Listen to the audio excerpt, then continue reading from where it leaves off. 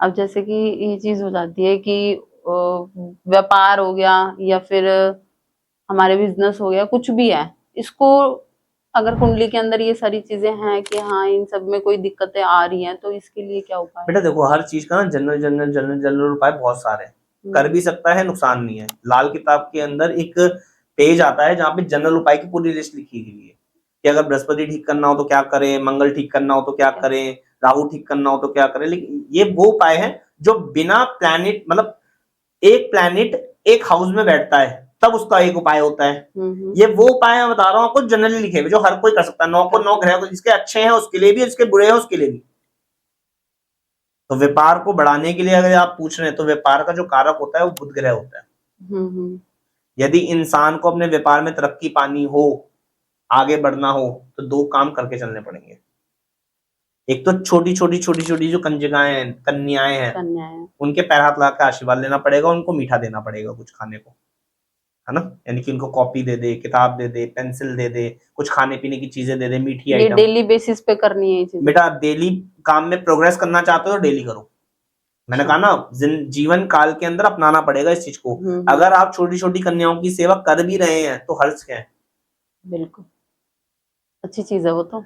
आजकल की बड़ी सोसाइटी के अंदर कोई माँ बाप ये नहीं चाहते कि उनकी गुड़िया को कोई सामने वाला व्यक्ति लगा के कुछ खिलाए, राइट। उनको शर्म भी आती है, वो करना भी चाहते हैं तो कर नहीं पाते हैं।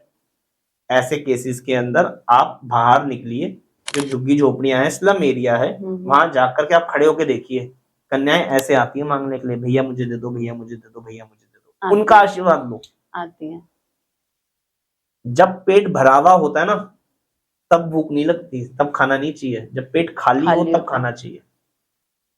तो उनको दो जो उसके, ये कह लीजिए, उसका मान सम्मान भी रखे, उसकी कदर भी करे और आपको भर भर के आशीर्वाद भी दे।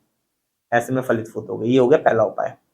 दूसरा उपाय है 2 मुट्ठी मूंग साबुत ले लीजिए, हरी मूंग ले लीजिए, और वो पक्षियों को डालना शुरू कर दीजिए रोजाना बेसिस के ऊपर।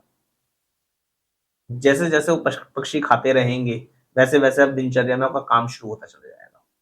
कोई व्यक्ति, कोई इंसान खाली बैठेगा ही नहीं, ध्यान रखो। अगर ये 2 उपाय करके चलेगा, व्यापार कुंडली में बुध कैसा भी हो, ग्रह कैसे भी हो, व्यापार भी चलेगा, दिमाग भी चलेगा। दिमाग से व्यापार चलता है, व्यापार से दिमाग नहीं चलता। जब आप में बुद्धि आएगी तो आपका काम भी चलेगा। ये वो उपाय हो सकता है ना कि कुंडली के अकॉर्डिंग वो गलत काम कर रहा हो तो व्यापार नहीं चल रहा हो, लेकिन इन 2 उपायों से कोई भी व्यापार, चाहे उसकी कुंडली में हो या ना हो, वो उस व्यापार को चलाने के लिए एलिजिबल हो जाएगा और रोजी रोटी कमा लेगा। फिर जब चल जाए फिर डिसाइड कर ले बैठ करके कि कौन सा व्यापार उसके लिए अच्छा है, कौन सा बुरा है, नुकसान ना खाए।